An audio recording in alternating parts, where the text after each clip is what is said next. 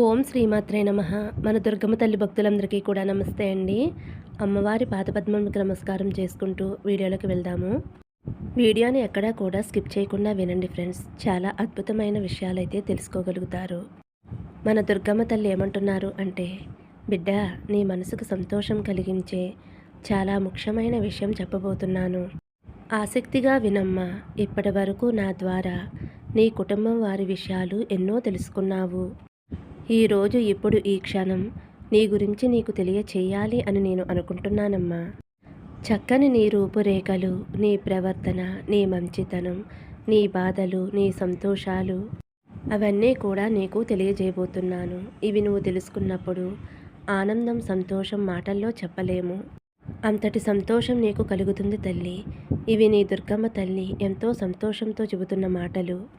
అమ్మ మీద నమ్మకంతో నేను చెప్పే మాటలు ఆలకించమ్మా. ఇవి విన్న వెంటనే నీ హృదయంలో అమృత జల్లులు కురుస్తాయి. చూసిన వెంటనే ఈ పసుపు తాకమ్మ. నీ దుర్గమ్మ తల్లి చెప్పే మాటలు నమ్మకంతోటి భక్తితోటి ఆలకించు. ఫ్రెండ్స్, ఈరోజైతే మన అమ్మవారు మన ముందు పసుపు ఉంచారు కదండి. పరమ పవిత్రమైన పసుపుని అందరం ఇష్టపడతాం. పసుపు అంటేనే శుభకరం, అమ్మవారికి ఎంతో ఇష్టం. అటువంటి పసుపు తాకమనైతే మన అమ్మవారు చెబుతున్నారండి.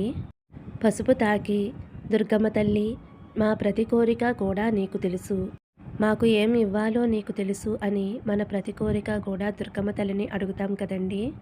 అప్పుడు దుర్గమ్మ తల్లి పరమ సంతోషంతో మనతో ఏం చెబుతున్నారు అంటే, తల్లి ఈ రోజుతో నీ కష్టాలన్నీ తొలగిపోతున్నాయి. ఎందుకంటే నాకు ఎంతో ఇష్టమైన పసుపు తాకావు. నాకు చాలా ఆనందం కలిగిందమ్మా. నాపై నీకు ఉన్న నమ్మకం నీకు జీవితంలో సకల సంతోషాలు ఇస్తాయి. నువ్వు ఎంతో సంతోషంగా దుర్గమ్మ తల్లి ప్రతి క్షణము కూడా నాతో ఉండు అని అడుగుతావు కదమ్మా. అందుకే బిడ్డ నేను ఎంతో పరమ సంతోషంతో నీ ఇంట శాశ్వతంగా ఉండేందుకు నేనే నీ వద్దకు వచ్చాను. నీ ఇల్లు సంతోషమయమవుతుంది. నీ మనసు ఎప్పుడూ కూడా ప్రశాంతంగా ఉంటుంది. చూడు బిడ్డ, నీ మనసు ఎప్పుడూ కూడా ప్రశాంతంగా ఉండాలి అంటే నేను చెప్పే ఈ ఒక్క కథ వినమ్మా. ఈ కథ వింటే నీకు ఎంతో పరమ సంతోషం కలుగుతుంది అని అయితే మన దుర్గమ్మ తల్లి మనందరి కోసం చాలా అంటే చాలా మంచి సందేశం కథ అయితే తీసుకువచ్చారండి. దుర్గమ్మ తల్లి మనతో ఉంటే ఎలా సంతోషం కలుగుతుందో, అమ్మవారు మన కోరికలు ఎలా నెరవేర్చుతారో, దుర్గమ్మ తల్లి ఈ కథ ద్వారా మనకి ఏం చెప్పబోతున్నారో, అందులోని సందేశం ఏమిటో ఈ కథ ద్వారా తెలుసుకుందామండి. ఫ్రెండ్స్, ఈ కథ అనేది చాలా భక్తి శ్రద్ధలతో కూడుకుని ఉంటుందండి.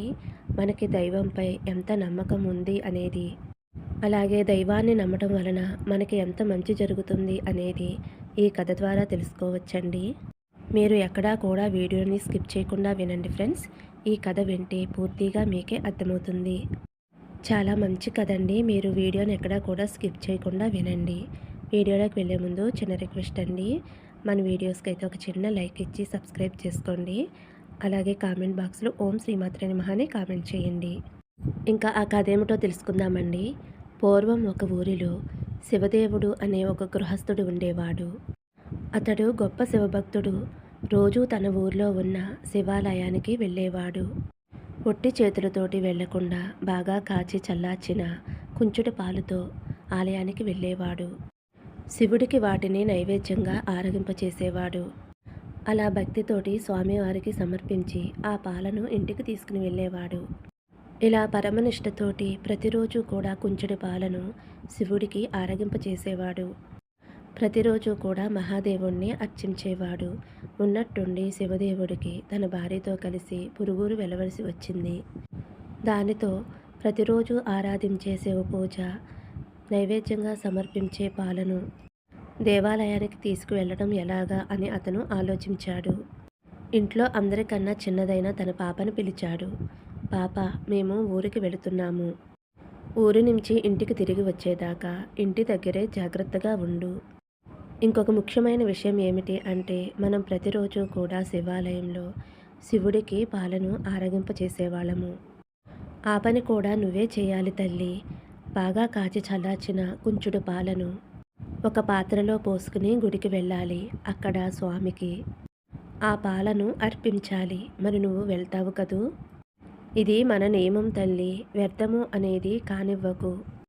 ఆటలని పాటలని అటూ ఇటూ పరిగెత్తకుండా, స్నేహితులతోటి ఊరంతా కూడా తిరగకుండా, ఇంటి పట్టునే ఉండి చెప్పిన పని చెయ్యమ్మా, మర్చిపోవు కదూ నా బంగారు తల్లువు కదూ అని గడ్డం పట్టుకుని బ్రతిమలాడి, ఇవన్నీ కూడా తన కూతుర్ని బుజ్జగించి మరీ చెప్పాడు. అలా శివదేవుడు గుడికి వెళ్ళే పనిని పాపకి అప్పగించాడు. పాప సరేనంది. శివదేవుడు భార్యతో కలిసి పొరుగురు వెళ్ళాడు. మరుసటి రోజు పాప చాలా ఉత్సాహంగా ఉల్లాసంగా స్నాన కార్యక్రమాలు ముగించుకుని మంచి గోవు పాలను చక్కగా కాచి చల్లార్చి కుంచుడు కొలుచుకుని ఒక మంచి పాత్రలో పోసుకుని ఒక గుడ్డ దాని మీద కప్పి సరాసరి ఆలయానికి చేరుకుంది. గర్భాలయంలో కొలువై ఉన్న శివలింగం ముందు పాలను ఉంచి 2 చేతులు ఎత్తి స్వామివారికి ఇలా మొక్కింది. పాలవైపు చేతులు చూపిస్తూ, శివయ్య ఇవిగో పాలు, నీకోసమే తెచ్చాను ఆరగించవయ్యా అని శివుడి కేసి చూపించి చెప్పింది. ఎదురుగా నిలబడితే ఎలా తాగుతాడు అని కాస్త పక్కకు జరిగి చాటుగా నిలబడింది. కాసేపైన తరువాత దగ్గరకు వచ్చి గిన్నెలో పాల వైపు విచిత్రంగా చూసింది. అప్పుడు శివయ్య పాలు తాగలేదా, నీకోసమే తెచ్చాను, తాగటానికి నీకు ఏమిటి ఇబ్బంది, పాలు అలాగే ఉన్నాయి, తాగు శివయ్య తాగు అని మరొక్కసారి బ్రతిమలాడుతుంది. కానీ శివుడు తాగలేదు. చిన్న పాప కదా, ఆ పాపకే చింత మొదలయ్యింది. అమ్మా నాన్నలు చెప్పి వెళ్ళారు, వాళ్ళు చెప్పినట్లుగానే నేను చేశాను. ఎక్కడ ఏ లోపం జరిగిందో, శివుడేమో ఈరోజు పాలు తాగలేదు. దానితో ఆ పాపకి భయం పట్టుకుంది. శివుడు ఆ పాలను తాగకపోతే అమ్మా నాన్నలతోటి దెబ్బలు తినవలసి వస్తుంది కదా. అప్పుడు శివుడి వైపు దీనంగా చూస్తూ, పాలెందుకు తాగలేదు శివయ్య, లింగమూర్తి పాలు తాగండి అని ప్రాధేయపడసాగింది. పాలు సరిగ్గా కాచలేదా, రుచిగా లేవా, సద్దిపాలు అని అనుకుంటున్నావా, పొద్దెక్కిందనా లేదంటే పొగవాసన వస్తుందా, నీళ్లు కలిపాననా లేదంటే ఆవు పాలు కాదనా, పోనీ ఆకలిగా లేదా, మొహం మొత్తిందా, లేదంటే చిన్నపిల్ల తెస్తే నేను తాగాలా అనే కోపంగా ఉందా, ఎందుకు శివయ్య తాగవయ్యా అని నిలదీయటం మొదలుపెట్టింది. పరమశివ, పసిపాపను చేసి ఏంటి ఇలా సతాయిస్తున్నావు, నీకు ఆకలిగా లేదా, పోనీ నోరు తెరిచి చెప్పాలి కదా, సరేలే ఒక గుటకన్నా తాగితే నేను తృప్తి చెందుతాను కదా అంటూ పాప పరమశివుణ్ణి ఎంతో బ్రతిమలాడుతుంది. నువ్వు పాలు గనక తాగలేదంటే మా అమ్మా నాన్నలు నన్ను కొడతారు, అలా కొట్టిస్తావా, కనీసం నా మీద ప్రేమతోనైనా తాగవా, నిజంగా నువ్వు మనసులో ఏదో పెట్టుకుని ఇలా సాధిస్తున్నావు, ఇవి కాక నీకు ఇంకా ఏమైనా పాలు కావాలా, అడుగు శివయ్య, నిమిషంలో తీసుకువస్తా, కానీ తాగకుండా మాత్రం నన్ను ఏడిపించుకు, మఠంలో పాయసం తింటావా, వీరభద్రుణ్ణి జాతరకు నిన్ను పంపిస్తాగా, మా తండ్రి కదూ, మా శివయ్యవు కదూ, తాగవయ్యా అంటూ ఆ పాప అన్నం తినకుండా తన తమ్ముడు మారం చేస్తే వాళ్ళమ్మ ఎలా బుజ్జగిస్తుందో గుర్తు చేసుకుంటూ ఆ పరమశివుణ్ణి అలాగే బ్రతిమలాడుతుంది. ఎంతో ఏడుస్తుంది. అప్పుడు ఆ పరమేశ్వరుడు పాప యొక్క అమాయకత్వాన్ని ఎంతో నవ్వుకున్నాడు. కానీ ఏమాత్రం కూడా పలకలేదు. ఇంకా ఏం చేస్తుందేమోనని అలాగే చూస్తూ ఉన్నాడు. ఆ పరమ కరుణామూర్తి భక్తికి వశం కాకపోతాడా? ఆయన పరీక్షిస్తూ ఉన్నాడు. ఆ పాప అప్పుడు కింద పడి గిలగలా కొట్టుకుంటుంది. ఈ పరమశివుడు పాలు తాగమంటే బెల్లం కొట్టిన రాయిలా ఉన్నాడు.